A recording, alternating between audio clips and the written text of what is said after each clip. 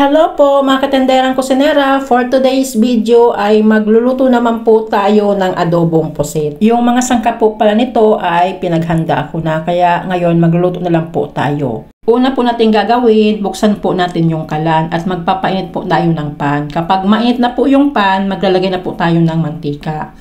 At igisa na po natin itong bawang. Haluin muna po natin para hindi po kaagad masunog. At isunod na po natin itong sibuyas. Haluin po ulit natin hanggang sa ito po ay lumambot. Kapag malambot na po itong sibuyas, isusunod na po natin ilalagay itong luya. Sa tatlong sangkap pong ito, ang luya po palagi ang last kong nilalagay kasi ayaw ko po kasing nasusunog yung luya kasi minsan pumapait po yung ating linuluto. Sunod na po nating ilagay itong 1/4 cup na soy sauce. Hahaluin po ulit natin. Pagkatapos po nating mahalo, add naman po natin itong 1/8 cup na suka at 1/2 teaspoon durog na paminta. After mga ilang minutes, haluin na po natin para po maiwasang masunog. At isusunod na po nating ilalagay itong 1/2 kilong pusit. Haluin po ulit natin para ma-absorb na po ng pusit yung mga sangkap na linagay po natin. Hindi po pala tayo dito maglalagay ng tubig kasi nagtutubig naman po itong pusit.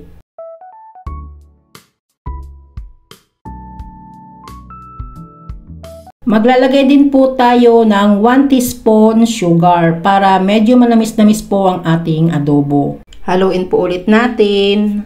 At heto na po, nagsisimula na pong dumami yung sabaw. Kaya para hindi po ma-overcook, aalisin muna po natin itong pusit kasi mas masarap po kasi sa pusit na konti na lang yung sabaw at medyo malapot. Habang naghahango po tayo nitong pusit, sa mga hindi pa po nakapag-subscribe sa ating channel, pa-subscribe naman po, pa-like na din po at pa-click na din po ng notification bell para parati po kayong updated sa mga bagong video ko pong i-upload. Salamat po. Pagkatapos po nating maalis muna itong pusit, ito po ay papakuluin muna po natin hanggang sa ito po ay lumapot. Masarap po kasi sa pusit yung malapot yung sabaw or kaya nagmamantika na po. Heto na po, konti na lang po yung sabaw at medyo malapot na, kaya ibabalik na po natin yung pusit.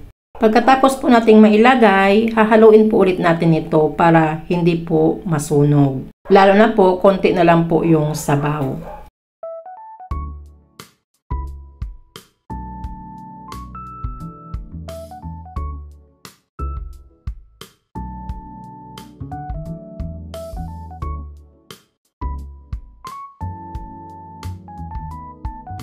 At heto na po yung ating adobong pusit na linuluto.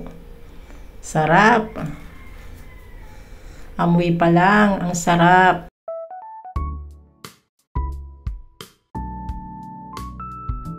Ito po, medyo malapot na po yung sauce or sabaw ng adobo nating pusit. Makakalimutan ko po, maglalagay po pala ako ng isang siling haba.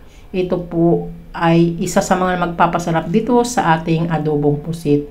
At kapag adobo, syempre medyo maanghang. Off na po natin yung apoy kasi konti na lang po yung sabaw nito. At isasalin na po natin ito sa isang lalagyan at kumuha na rin po kayo ng kanin at kakain na po tayo.